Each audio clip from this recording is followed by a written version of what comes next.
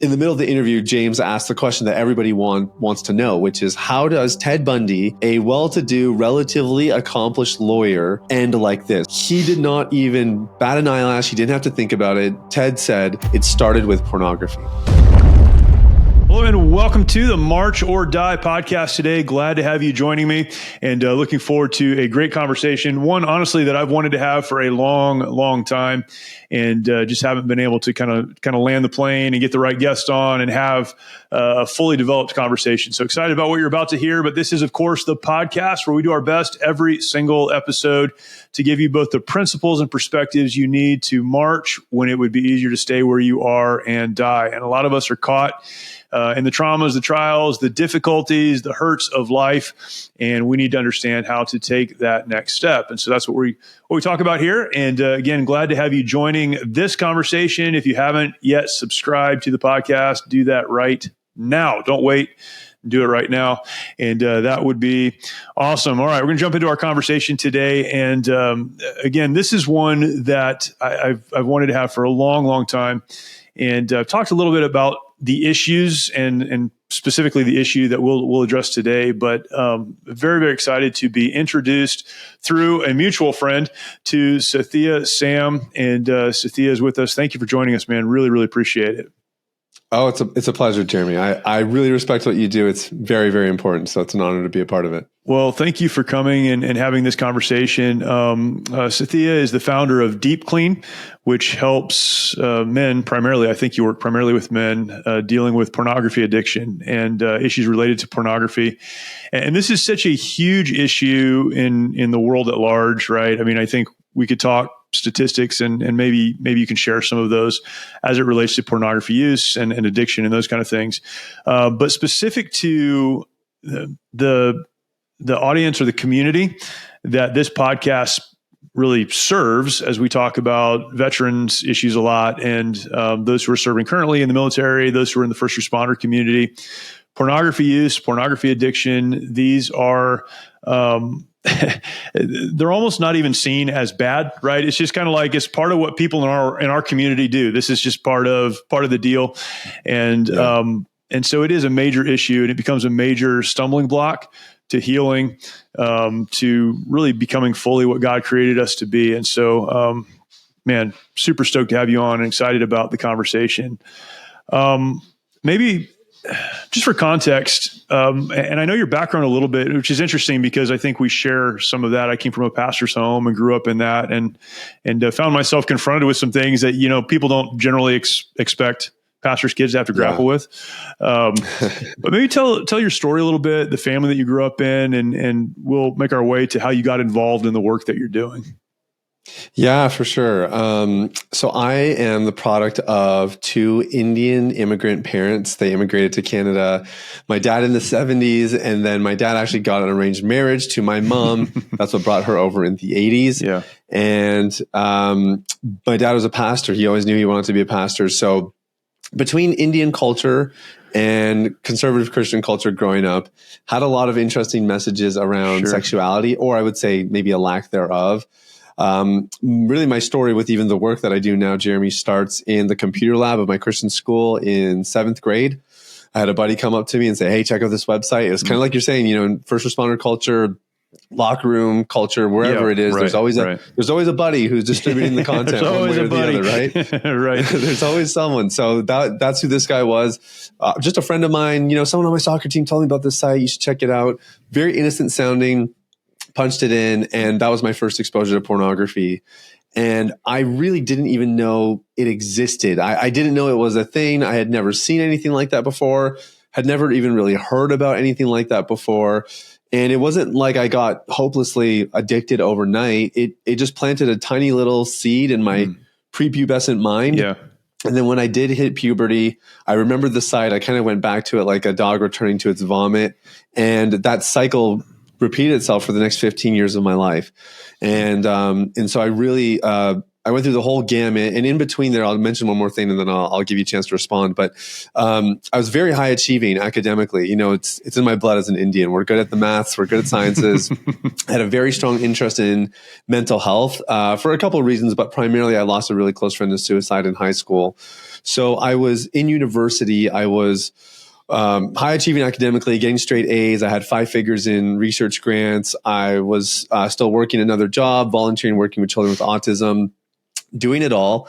And pornography was the only way that I knew how to cope with the stress and the pressures and everything that sort of came with it. In the middle of my research project, I kind of had a couple there. Here I am in this lab with very intelligent people that I respect, people that are giving me an opportunity to kind of get a career started. And they are all atheists. They all kind of mock the idea of God. I've grown up in a Christian home, Christian school. And now I'm sort of trying to wrangle these two things. Who do I believe and how do I know that what I believe is true and what is truth? And, just that whole deep dive. And out of that journey is where I decided I want to become a Christian. I want to commit my life to Jesus. And I knew that with the territory came some lifestyle changes because I was kind of doing the like half in, half out sort of thing as far as faith goes. And so I needed to clean up my language, drink responsibly or stop drinking altogether. And I needed to quit watching porn. And the first 2 were very easy. And that last one took me another 5 years. Yeah. Well, why do some people, they are exposed to pornography? It's everywhere, right? Our society, it's everywhere. It's harder to avoid than it is to, I can't find it anywhere. Like you can find it, you can see it, you can be a part of it. Why is it that some people can be around it, can see it, can move on, and others kind of go down that hole or fall into that pit? Like, why did you respond the way that you responded? Yeah, that's it's a very interesting question because I've worked with over 1,000 guys now personally, helping them quit pornography. And there's not a lot of commonalities. I've been asked on podcasts before, like, hey, is your client base all like incels and a bunch of like weird sexual predators? Right. Like people get the wrong idea. Yeah. Like, no, these are well-to-do people. These are surgeons and athletes and medical professionals and all kinds. So why would somebody have a bad relationship with porn versus another person? Very similar to alcohol, and I listed that in the things I needed to kind of change in my lifestyle. I have other friends that I used to drink with that still to this day have a very poor relationship with alcohol. And it's clearly their vice of choice. It provides them something that they needed. It meets a need. And I think ultimately people who have a bad relationship with pornography, they're using it compulsively, or it's an addiction, or it spurs on other damaging sexual behavior. It's usually because they have somehow connected the dots that porn meets some need in my life, a need for comfort, connection. Maybe it's escaping pain. Maybe it's just taking the edge off, coping with stress, whatever it might be. Porn has become an effective solution. And so I think that's when it starts to become more of a vice in your life. And one person might watch pornography and say, whatever, it doesn't grab the same way. It doesn't meet that need. It doesn't provide that thing. But another person like me, I'd watch it and all of a sudden I feel the hook. I can feel the draw and it pulls me right in. Yeah. It's interesting. I heard a podcast with Michael Easter a couple of years ago. I don't know if you know Michael Easter, but he's written a lot on addiction and a lot of other things. He's not a Christian, but he talked about how so often we look at addiction to particularly medication or illicit drugs as like that's way out there. But to the person that becomes addicted to that, it really does make sense. It's not good. Yeah. It's not healthy. But people are in such a position in their lives or such a circumstance in their lives that finding something to numb the pain, it actually is the logical next step in the life, in that life that they're living. And so I think sometimes we look at it as this like crazy, you've really done something wrong. But for a lot of people it is. It's like, well, it's the logical next step. It takes away the hurt that I don't know how to address. Yeah, I totally agree. You're actually reminding me of a conversation I had with Dr. John Deloney on my podcast. And he said a lot of really interesting things about addiction and the brain science around it and all that. One question I had asked him is, what is the worst addiction? Because he's obviously helped so many different people with so many different kinds of issues. He said the worst addictions are the ones that are celebrated.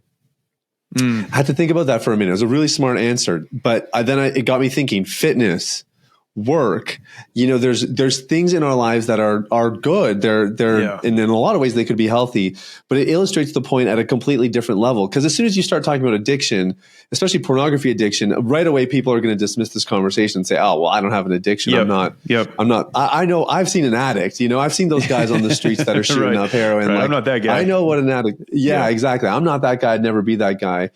And I think John Deloney's answer was really helpful for me. It just reframed a little bit of, you could actually be addicted to just about anything.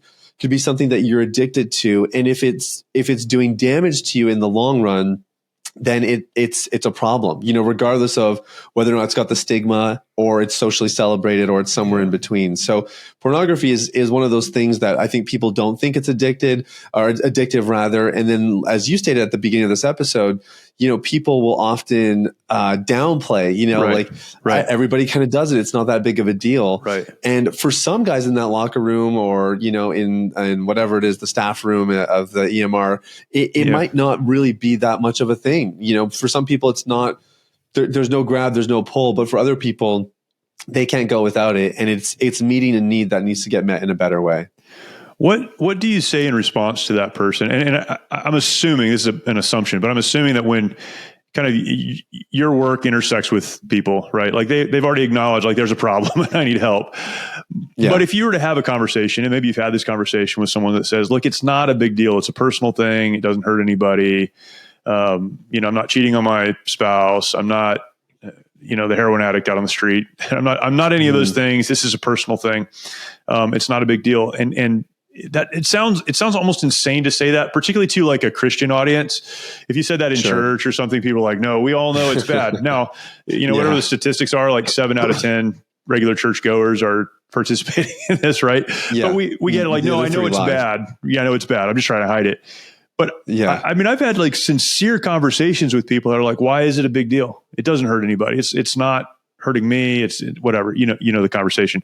What do you say to that person? So like, if that's the starting point, like, no, you're hurting yourself, you're hurting others. How do you address that? Well, it's simply untrue to say it's not hurting anybody. There's a lot of layers to that, but at a fundamental individual level, all of the research and data, I mentioned I was a university researcher, so this is a huge part of what I do now. Yep. And I was a pastor as well for 10 years. So a lot of what we do tries to intersect both scripture and science together. But as you mentioned, scripturally, I don't think there's much of an argument here for pornography.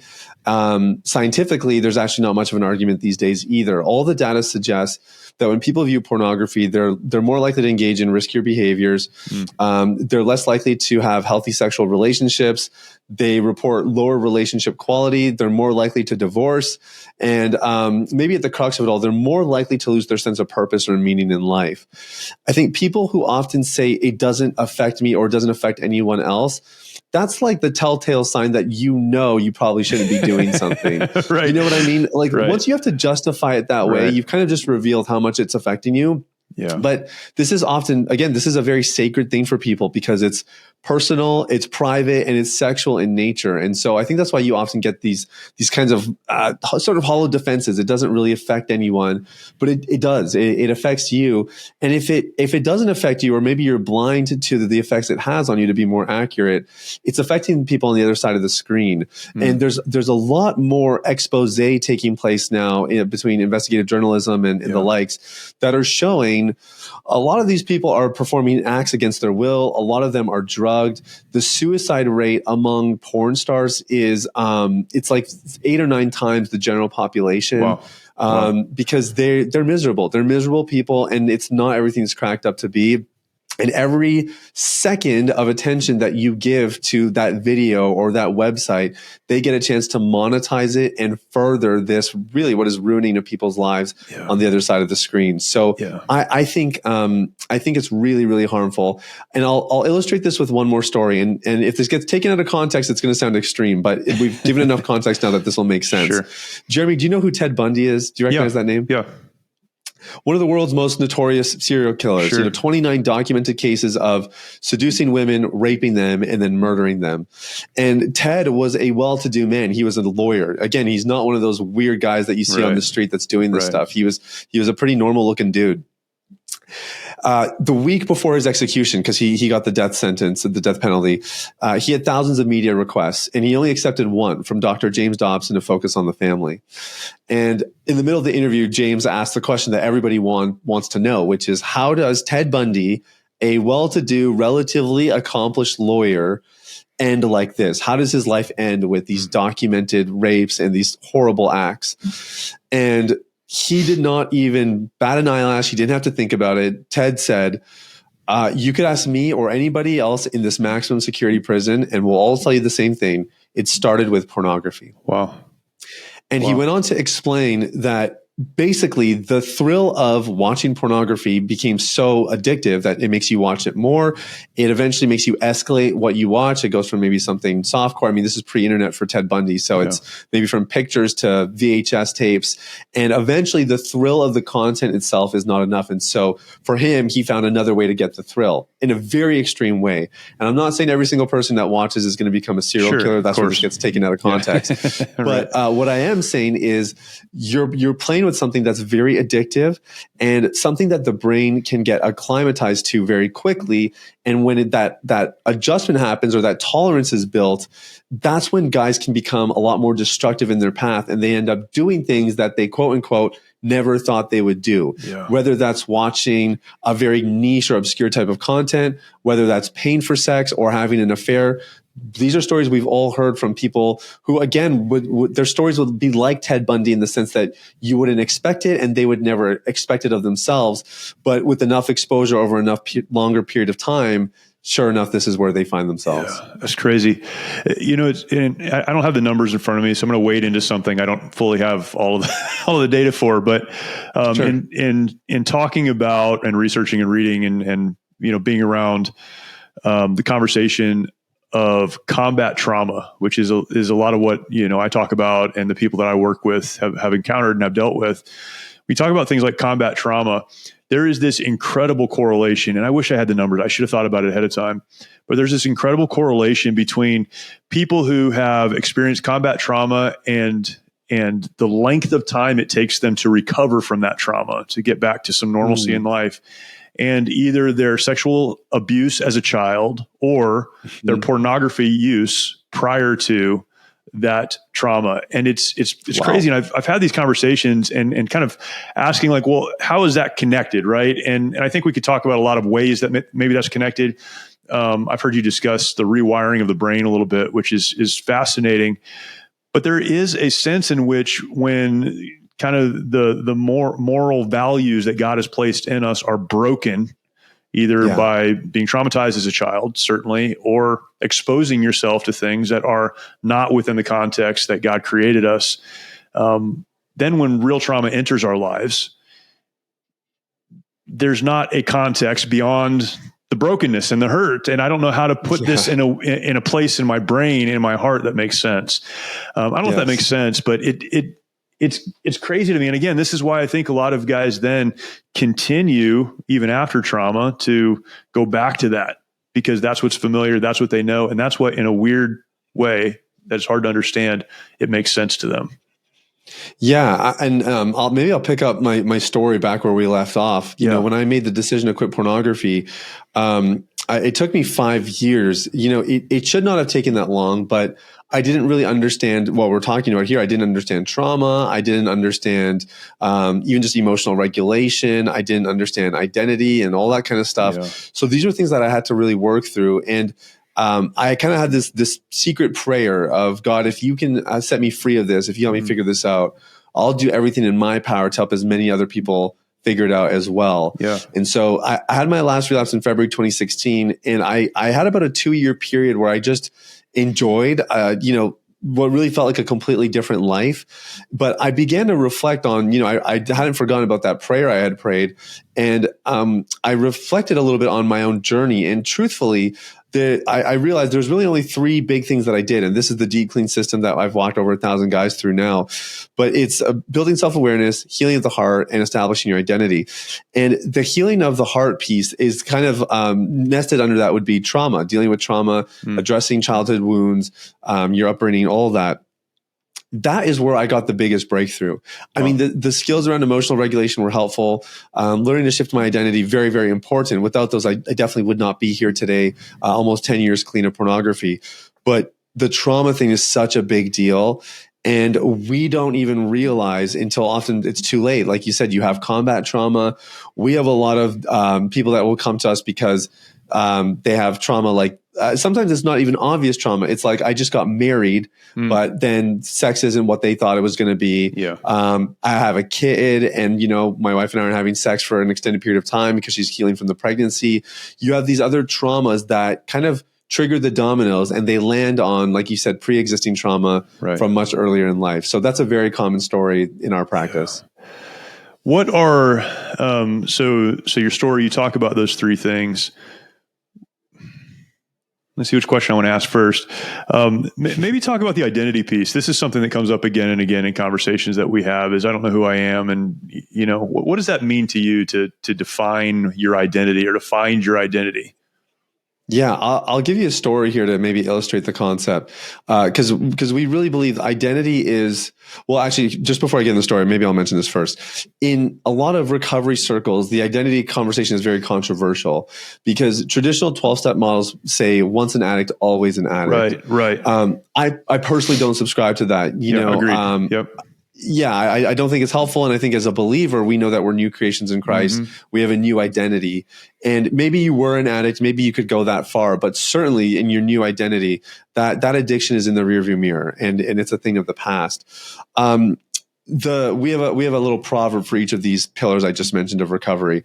And the pillar for identity is, I would rather be 100% myself and rejected than 80% myself and accepted. That's good. And what we're trying to foster in people that go through this stage with us is an unapologetic authenticity. I am who I am, and I'm not going to back down. I'm going to step into everything that God's made me to be and everything that God's called me to. I'll illustrate this with a story. Like I said, we worked with he used to be a basketball star for the Florida Gators. He was a college superstar, and he had a really successful basketball career, mostly overseas in Europe. And he had finished up. He unfortunately was having one of the best seasons of his life. Actually, potentially had a chance to get back into the NBA because he had a couple 10-day contracts that never panned out, and went out for a rebound, came down, landed, awkwardly, and had an injury that basically ended his career. We've heard the story 1,000 times, right? So he's back home and he's in that exact place. Like, I don't know who I am. Sports has been his life since he was a teenager, and obviously it was very successful. It made him a lot of money. It gained him a good reputation, and he's only, I think he was early 30s at the time, and so plenty of life ahead of him, but really struggling, watching pornography every day because in some ways he's got nothing better to do. He's got no sense of purpose, and the pain of everything that he's grieving is almost too much to bear. So it's easier to just watch pornography and kind of numb out. So when he came to us, this identity piece was a big deal because people that are high performers, and we observe this a lot with first responders, medical professionals, surgeons, doctors, all of that, there's a very strong correlation with my sense of value and worth and my performance. So as long as I perform well or I do well, I feel good about who I am. Right. But if the boss is upset with me, if I mess something up on the job, then all of a sudden I feel really bad about myself. And so with this gentleman, he's actually given me permission to use his name with Patrick. It was the same thing, and because sports had basically been taken away from him and he doesn't have thousands of fans cheering for him, multiple times a week. He doesn't have all that girl attention that he would get after a game. He doesn't have any of that. He's feeling really lost. And so our whole thing with him was trying to rework his identity and redesigning his identity that was apart from his behavior. And this is really critical when you have a sexual compulsive issue like pornography or paying for sex or affairs or whatever it might be, because your identity, you start to form this identity of I'm an addict, I'm a pervert, I'm whatever it might be. And as that identity gets more and more ingrained into you, it gets harder and harder to behave outside of it. If you believe you're a pervert, what else would you do other than things like pornography, right? Right. So that was the big work with Patrick. And here's the really cool thing about his story. he did get clean of pornography, and he did really start to find, I would say, his God-given identity, where he's finding a new sense of confidence, and he's able to find a value for himself, despite, not really knowing exactly what his next thing was. Definitely not able to play basketball again, all of that stuff. He's finding value and finding purpose. So our time finishes together, and he's in a really good place. 2 weeks after, I get a message from him. It's just a link, and it just says, "Hey, just want to share this with you." And I open it up. It's an article, and it turns out he was driving. He got in a car accident, didn't have his seatbelt on, experienced an injury that paralyzed him from the waist down, just like that. Wow. And what a great test of, okay, let's see where your identity really lies. Like, where are you really getting your worth from? Because in theory, he could have been finding it again from, he was getting some opportunities to do broadcasting and that sort of thing. And what was really cool is he didn't just survive that life-changing event, but he actually leveraged it. And Patrick today is a motivational speaker. He's written a book. He does broadcasting, but his story is all around the world, and he inspires a lot of people. He started a foundation to help other kids with disabilities. And I think it's just a good example of what happens when we're able to really embrace our true identity, apart from our ability to perform or to behave a certain way. Yeah, that's so good. That's so good. I had the conversation around suicide pretty often, and I've tried to make the case that I think intervention, although it can be helpful and necessary, prevent someone from hurting themselves. It's not the answer, and we spend so much time focused on take away the means to hurt yourself or isolate someone so that they can't hurt themselves or whatever. It's the intervention. We're going to prevent that act from taking place. Yeah. And we forget that the reason that we have to deal with this act, this attempt, is because back here, they don't know who they are. There is no clear identity apart from a job that they used to have or a lifestyle they used to live. And if we don't have a clear identity, connected to something that doesn't change, if we don't have a clear identity, then we don't have purpose. And if you don't have purpose, then you don't have hope. And if you don't have hope, the logical next thing to do is to say there's no reason to be here anymore. Mm-hmm. But it sounds like, listening to you talk, it's kind of the same, right? It's a lot of the conversation around pornography and addiction and those kind of things is, well, you just need to try harder, or, white knuckle it, or when you feel an urge, you just need to be serious enough and disciplined enough. Like, no, that's intervention. Like, we're trying to stop an act from taking place, when really we need to ask the question, why are we here in the first place? And I love that approach to it. Yeah, I mean, we call it in our space, we sort of pioneered this whole roots-based approach. That's good. And it's exactly what you're talking about. If you struggle with pornography and you install an internet filter, or you try to muster up some willpower, that's kind of the equivalent of running over a weed with a lawnmower. Like, logically, it makes sense, right? And you might even clean things up for a little bit. You might install that filter and you'll feel better. But any person in the heat of a moment, they can get around that filter. They'll find a way to get it, because you're not dealing with a cerebral, logical issue here. This is actually an issue of the heart. That's good. And until you have heart-based solutions that actually target the root issues at a heart level, people will cycle through these things of, whether it's deliverance prayer, it's trying to do a 30-day challenge, or it's the internet filter, whatever it might be. This is the kind of cycle. This is the cycle I got into the first 3 years that I was trying to quit porn. And I wasn't even trying to just do quick fixes. I was just following the advice that was out there. That's what everybody tells you to do. Yeah. But you have to get to the heart of the matter. It's only until you get underneath the surface. The same way that if you really wanted to remove a weed from your grass, you would actually have to uproot that thing. And once the root system is removed, sure, then you got a fighting chance. But until that happens, you just end up in these really awful binge purge cycles. Yeah, that's good. Man, that's so good. It's so good, and it's biblical too, right? It's the renewing of your mind that leads to a different actions, and yes, the fact that even in the faith community we've got that upside down is, it's crazy. So and again, I've heard you talk about shame and a lot of shame that's attached to that, and I think even in your own story that's part of it.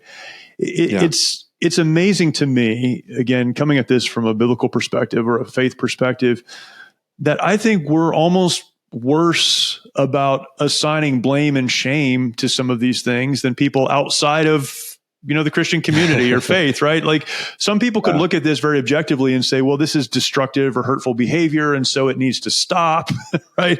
Yes. But in our world, if you come from church or the faith community, it's not just destructive behavior, it's behavior against God, and it's all of, and I don't disagree with that, but there's this pile on of shame that we throw on top of it. Yeah. That has to be addressed as well. I can't remember where I was going with that. I was getting excited as I was thinking about it. like I just think we hurt ourselves because we attach things to it that aren't helpful. Yes. Oh no, that's absolutely true. Yeah. It's funny, 80% of our clientele are faith-based, but that 20% that don't have necessarily some of the, maybe you would call it faith baggage, as it were. Sure. Sometimes you're right. They're able to just jump into this, and it's a lot easier because they don't have some of the degrees of shame that come from being in faith-based environments. And there's a lot of reasons for that. I think shame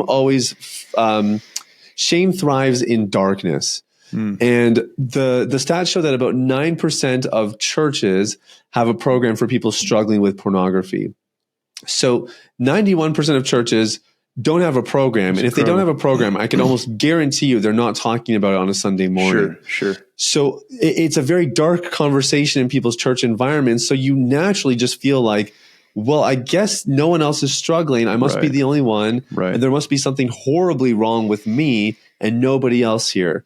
And I think the second experience that people have in the church is so-and-so is also struggling, but he's struggling just as bad or worse, and he doesn't know what to do. Yeah. So either way, you're kind of damned if you do, damned if you don't, because they don't talk about it, so you feel like something's wrong with you, or you find other people who are struggling, but they have no freedom, they have no sense of how to actually defeat this thing, and so I think that's why a lot of Christians feel shame about it.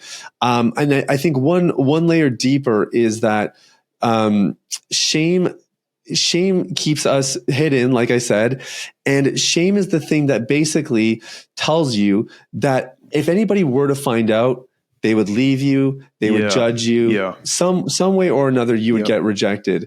And so I think that's where shame is really, really nasty, because all of the addiction research suggests the opposite. It says the opposite of addiction is not sobriety, it's connection. I don't know if you've ever heard that adage before. But that is, again, and even in our own programs, we used to do a lot of one-on-one. We still do one-on-one with almost everything that we provide people.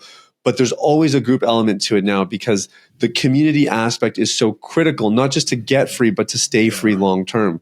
Community is absolutely king, and it's certainly critical in the work that you're doing here with the podcast as well, Jeremy, and with Mighty Oaks. You need to have each other in support, and I think shame really works against that. And so it's always a beautiful thing when people do bring things to the light. There's even a great Proverbs 28:13 that says, he who conceals his sins will not prosper, but he who confesses and forsakes them will find mercy. And so there's a great principle there that, we find everything we need when we're willing to open up and share the dark things in our lives. Yeah, that's so good. What are some of the principles that people need to adopt in their lives if they're going to move beyond this? So I've identified I have a problem or struggle, the severity, to one degree or another, but I'm struggling with this. What are some of the principles that need to be in place to actually move beyond this? And I like that conversation between sobriety and freedom, right? It's not just not doing it, it's being free of the bondage of it. Yes. What needs to be in my life to make that happen? So I think number one, you just have to acknowledge that you're probably not going to figure this out on your own. And if you do, it's going to take way longer than you think it will. And unfortunately, men in particular, we sometimes need to learn that one the hard way. Maybe a couple failed attempts before we realize, okay, I guess the dude was right. I can't actually do this alone. So I think that's a big one. I think number two is what we were talking about just a few minutes ago, Jeremy. You have to find something that gets underneath the surface, something that actually gets to the roots of the issue. And I think this is where you have to be a lot more picky about who you listen to online or who you're going to work with in a professional context, because not everybody really understands this. In fact, your typical therapist will tell you that they don't talk about pornography addiction when people are getting their basic masters of counseling or whatever it might be. This is not really discussed. So I think making sure that you're finding somebody that's got a roots-based approach is very, very important. Another thing that you want to consider is finding somebody with a track record. That's another really, really important thing. Especially because there's so little information about pornography addiction in typical educational environments. You want somebody who understands the experience and what it's like, because while there's principles at play, there's a lot of individual variance, and somebody who's been doing this for a while, they're going to understand which threads to pull on and which ones not to. And then I think the last thing is you always want to look at the long-term part of it. So it's really interesting. If you think about this from a brain science perspective, we know that watching pornography hijacks the reward centers in the brain.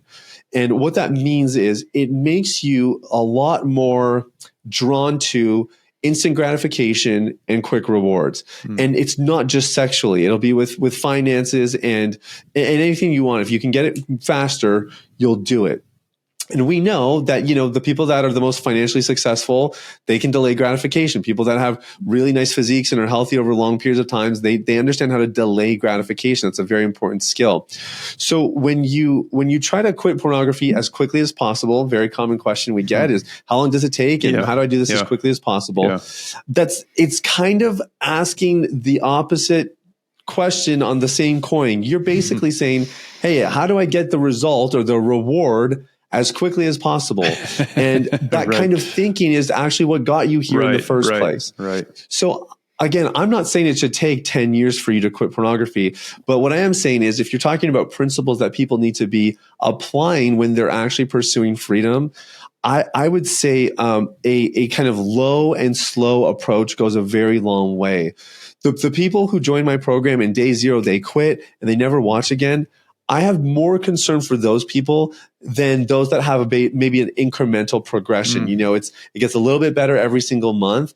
Those people I have a lot more confidence in. The people that have kind of a sudden improvement, it's not that I'm skeptical. It's just that I have to kind of, enough time needs to pass for us to see, is this really, did something happen at a root level here? Or is this just someone that's really kind of riding the fumes and just kind of selling for, again, what's kind of a quick fix and reinforcing that hijacked reward cycle? So I would say those are probably some of the most important things that people need to be thinking about.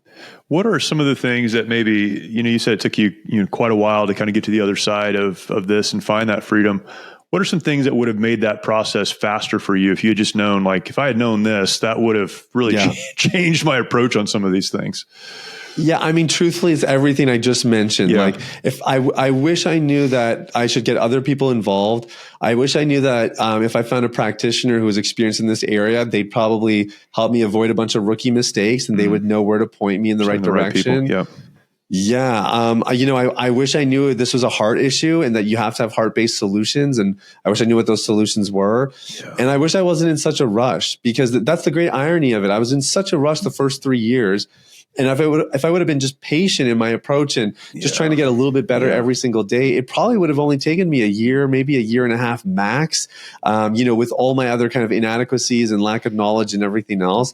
But because I was so rushed, I was just kind of spinning my tires in mud. So I think, again, those are all the things. The only other thing I guess I can think of as we're kind of talking about that I wish I would have done earlier is I wish I would have paid a little bit more attention to the content side of it. Now, again, to be fair to myself, there wasn't as much content. Podcasts weren't really a thing back then. It was a little bit of a different world, but I wish I would have spent a bit more time finding people that I trust, listening to their podcast or reading their book, and kind of like diving into it a little bit, because the one thing I found is when even people that are listening to this podcast, when somebody listens to this podcast and then they just jump over and they're like, book the call, get me in the program, like I'll do whatever it takes.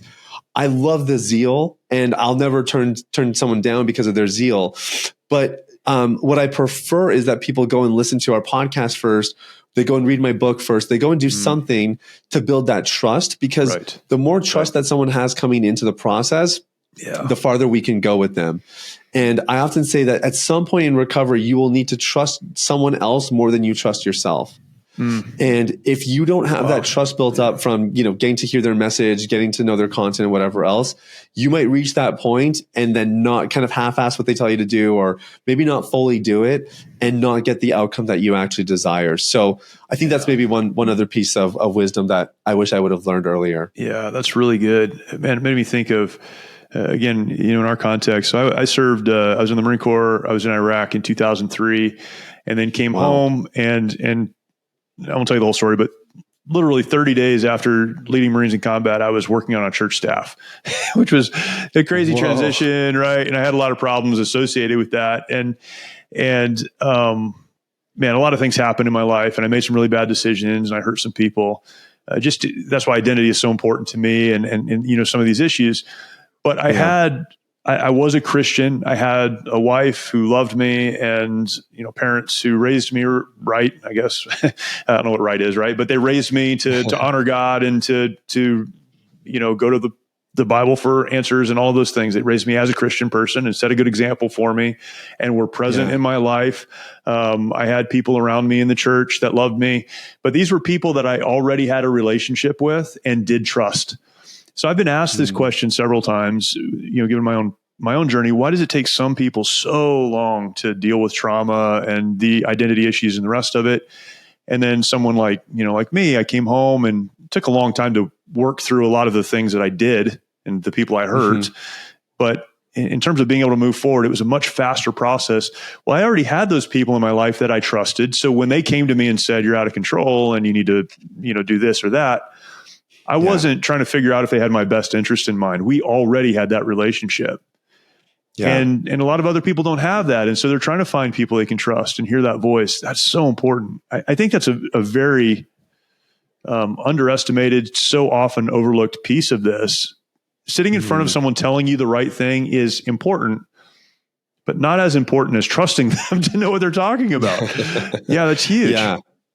Yeah, it's interesting. They did a study. This is a while back, because in the last 30 years, I forget the exact number, but the number of different therapies and modalities and methodologies for helping people with mental illnesses has increased. It's like 200-fold or something like that. It's an obscure number, but what they found is that people are just as effective treating mental illness now as they were 30 years ago. Like the effectiveness rates haven't really changed at all.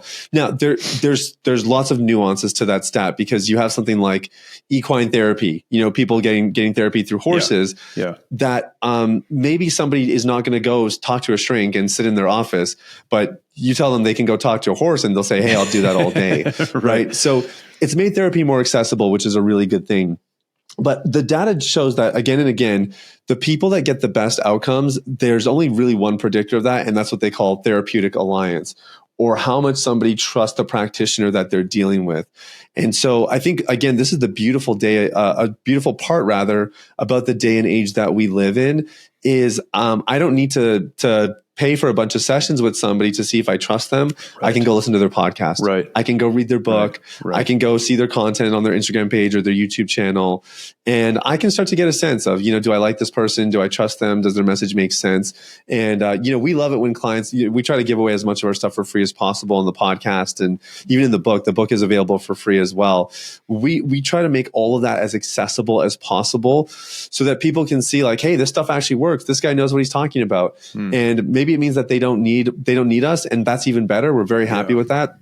That actually reminds me of something I was going to say. I'll mention this right at the end here. Or it means that, hey, this worked. They know what they're talking about. I want more, and I'll go try a little bit more. And one thing I was going to say at the end is we are big believers, especially in what we do, that we eventually want to be obsolete in people's lives. Yes. Like if 5 years from now, they still need to get coaching sessions from us, we did not do our job right. Like we did them a disservice. And so we are very intentional about the kind of tools we teach, because even when it comes to dealing with trauma, we use one very particular modality. We use a couple, but one that we're really fond of called inner child work, because inner child work is something that we can teach other people to do themselves. So they don't actually need us. And we love that. So we often, I think that's another good thing to look for in somebody is, are they equipping you? Are they empowering you? Or are they Are they making you reliant on them to ask all the questions, have all the answers and everything else? It's always that kind of awkward conversation when you ask someone if they're going to therapy and they're like, yeah, I've been going to therapy for 15 years and it's the same therapist. I'm like, what's happening there? Like, right? It doesn't quite add up there. Are you really getting better, or are you just supporting them? And I think on the trust issue too, you telling your story and leading with that is so important. Through our programs, every person who teaches and trains and leads started off as a student. And so when they're talking to the other students who attend, it starts off with, this is my story. This is how I got here. These are the struggles that I had, and this is the path I took to move forward. Yes. Well, there's a lot of power in that, because now there's a common ground and there's trust. Like, oh, okay, well, if it worked for you, then it can work for me. And that's so powerful. Yeah. And again, like talking about the shame thing that we were on a couple minutes ago, I think the shame piece is really important the story piece is really important for combating shame as well. We have a couple different tiers of our program, but anytime somebody joins our program, we give them access to, we call it the Recovery Hall of Fame. And it's just a pile of stories of people that have recovered from pornography using the system, because we want them to be reminded that, hey, this is possible. And here's your everyday Joe that had a very similar situation to yours, and he figured it out. And if he can figure it out, you can figure it out as well. Just constantly trying to de-shame the process, and also remind the brain needs that reminder that this is actually a possible thing. This can be done. So I totally agree with you. Our stories are so important for that. That's great. A lot of other questions I'd like to ask you, but these two specifically about the family. And so I'll ask you the questions up front and you can decide what you want to do with them. So 2 questions. How do we help our kids? They're exposed to this more and more often, younger and younger. How do we help them kind of navigate through that and understand what to do with that? The other question is, and this could probably be an entire conversation, but I'm struggling with pornography. My wife doesn't know. I guess it could be the other way around too. My husband doesn't know, whatever. Yep. How do I address this with my family members? I mean, you've had to do this with your family, your pastor parents, and that community, as well as I would imagine your spouse. And but I'm in the middle of it, right? So this isn't the beginning of my story. I met you, and this is something that I've dealt with. This is something I'm dealing with. How do I address that in a way that's helpful in that context? So those are kind of my 2 family questions. How do we help our kids? But then how do we help our spouse know what we're going through and navigate that together, instead of it being I'm doing this because I hate you, right? Which is what they're going to hear probably the first time you say it. We could hit end and start a whole nother podcast and unpack these 2 questions for an hour. Okay, so let me answer the parent one first. It's probably a little bit easier. You have 2 categories of sort of advice and conversations from a parental perspective. The first category is preventative. So if your kids have not yet been exposed to pornography, the best thing you can do is have conversations about sex in general and related subjects, to age appropriate and all that kind of stuff.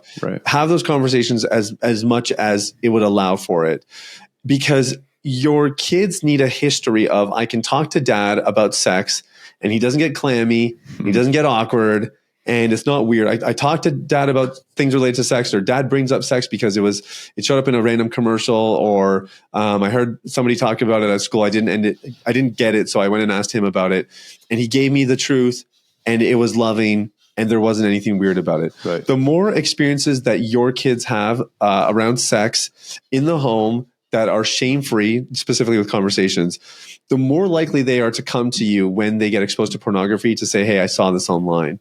And you can tell, like, the common advice is, when you give your kids a device for the first time, let them know, hey, you might see some pornography. And if you do, just come to me and let me know. You won't be in trouble. So that's the right advice, but they will only believe you if they already have a history of experiences of talking to you about sex and not getting in trouble. Yep. So that's a really important part. I have 2 boys. My second, Judah, just turned 12 on Sunday. Sorry, just turned 2 on Sunday. Yeah, 2. He just turned 2. But since Judah's been probably about 14 months old, he knows where his penis is. And it's just like the same way that he learned where his nose was and his ear and everything else. And that's what I mean. Like, I didn't make a big deal of it. There wasn't a speech. It was just, he was learning parts of the body, and I figured he might as well know what that one is as well. There's not shame attached to that. Like, let's hide it, right? Yeah. No shame attached to it. And again, even if I tried to explain more about it, it doesn't feel like it's just another body part when you're kind of making a bigger deal of it. Now, obviously, at some point, we do need to have that conversation, but not when he's 14 months, right? So again, age appropriate. Right. So that's the preventative side. I think that's easier. That's an easier conversation. I think probably the more prevalent conversation is, I think my kids watching pornography, or they found something in the browser history, they found something on a device, and what am I supposed to do? So for most people listening, the thing you have to understand is your kid feels awful about what they're doing. There's no young boy or young girl that is watching pornography that feels like, yeah, this is right, this is great, this is healthy, this is awesome. Right. So they don't need you to come down and shame them. They don't need you to tell them that it's wrong.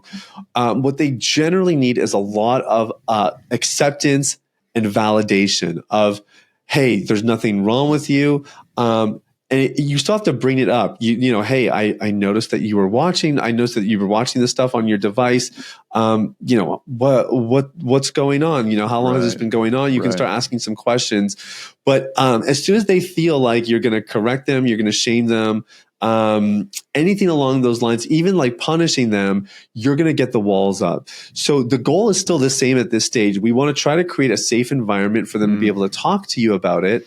And I think the best way you do that is, obviously, again, like I said, you make sure you're asking good questions and that they're not being penalized for what they've done. But then number two is, I think this is where you can start to share some of your story.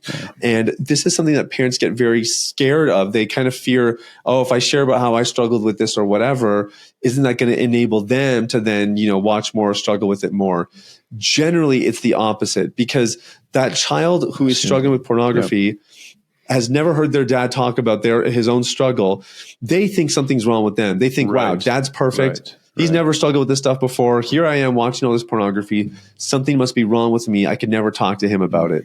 Yeah, and so you being able to share your story can really bring the wall down, and it can literally be a lifeline to your kid who is suffering in silence. Yeah. So I think that's on the kind of the parent question. Do you have any follow-ups to that before I go to the next one? That's fantastic. It's very, very helpful. It's have the conversations early so that when exposure happens, which it will, you've already established the trust, which we talked about a little while ago. And then the goal should be helping your child through that. If you find it and you need to address it, it's helping them maybe having a bigger picture, right? It's not, not intervention now. It's, I want to instill in them something that will make them productive in the future. So that's great. Yeah, exactly. Yeah. We have a saying in our community, cause obviously we work with a lot of dads.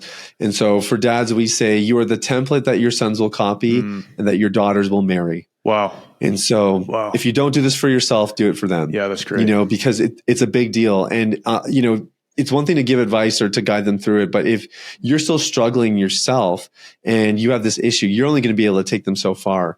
And so your story can still be very helpful for them. It can get them started. But man, if you're the example, you're actually exemplary and you struggled with it, but you found your way out. That's going to speak volumes to your kids, and it's going to carve a path that they can follow as well. That's fantastic. Yeah. Thank you. It's great. If you are married, so you're the second question there, right? Yeah. If you're married and your spouse doesn't know, what's a guy to do or what's a girl to do? So, the way I explain this is using a concept called the relationship bank account. I don't know if you've ever heard this concept before, but every relationship has a bank account. So your marriage has a bank account, and there's only two ways that you can transact with the bank account. You deposit or you withdraw. So you buy your wife flowers, you follow through on a commitment, you go out for a date night, you have a really nice conversation. These are all deposits into the relationship bank account. And we all know what a withdrawal is. Right, you don't follow through on what you said you were going to do. You say something you weren't supposed to say, you lose your temper, whatever it is. So obviously the goal is to keep a surplus in the relationship bank account. The more of a surplus, the healthier and the stronger the relationship is, and the more it could handle a withdrawal. So when it comes to, you're married, you have this hidden issue behind closed doors your spouse doesn't know about, there's only two ways that it ends. You either confess or you get caught. Yep. Both of them are a withdrawal. Right. Only one of them's a deposit. So it's hard news for your spouse to hear that you have a struggle. And if they catch you, and unfortunately, this is the story that we hear more than the other, is they got caught. And when you get caught, all the things that you fear, that she's going to be upset, she's going to lose her trust in you, she's going to lose her faith in you, that maybe she'll leave the marriage. These all become very, very likely, or much more likely, when you get caught, because it is such a massive withdrawal. Right. But when you make the decision to confess, you take the initiative to have the conversation. Yes, it's still a withdrawal, but simultaneously it's also a deposit, because you're showing, I care enough about you to come clean with the truth. I care enough about this relationship to not leave this thing hiding or festering any longer. And so that would be my number one piece of advice. You either confess or you get caught, but confessional and taking the high road and being the bigger person in this is always going to have better outcomes, because you're signaling at least a shred of integrity while you still confess all the difficult things or the terrible things that you've done. When you get caught, you just don't get that. There's no degree of integrity in that scenario. And that's when things can get really, really bad. And so for anyone listening, I would never want that for you. I would never want your relationship to reach a breaking point. And the way that you prevent that from happening is by coming clean and taking the first step. That's good. Do you recommend having a counselor, a friend, someone else present when you're having that conversation, or do you have it and then bring someone else in if you need to? How do you address that? No, definitely. The clinical term is called disclosure. And I think disclosure is really powerful when it's done effectively. So yes, I mean, if we have a client that's working with us and he says, look, I need to have this conversation with my wife, our coaches will guide him through the disclosure process. And we're usually not there for the conversation. If that's something you're looking for, absolutely get a therapist involved. There's lots of therapists out there who specialize in this kind of stuff in disclosure. I think it's excellent. And the more professional guidance you have along the way, the fewer rookie mistakes that you'll make. And trust me, we've seen guys make a lot of rookie mistakes in this. The conversation can go south real quick, even though you're maybe doing the right thing to confess, like we were talking about a minute ago. So absolutely, gain some professional guidance goes a long way. That's good.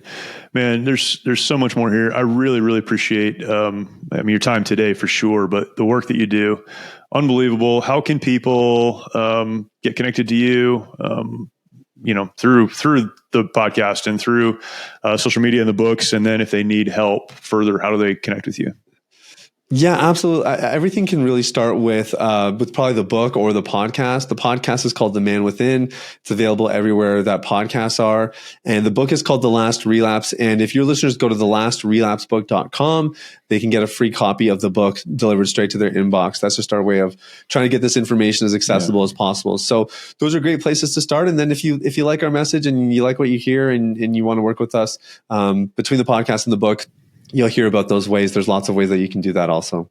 Awesome. Sathiya, thank you so much. Really, really appreciate it. A great help, and look forward to people connecting with you and getting the help they need. So thank you for joining us. Thanks for having me. For the rest of you, for those of you that are listening, fantastic conversation. This is the type of conversation you need to listen to and then share with other people in your life. And, one of the things that I've learned is that conversations like this one and some of the heavier conversations that we would have, people are dealing with and not letting you know they're dealing with. And so if you have young men in your life, have them listen to this. It's at least a starting point, and other people that you may know. So thank you for doing that. Subscribe if you haven't subscribed, and go to the YouTube channel. Check us out there. Leave us a comment. We'd love to communicate with you there. Appreciate you. Thank you for joining, and we'll talk to you next time.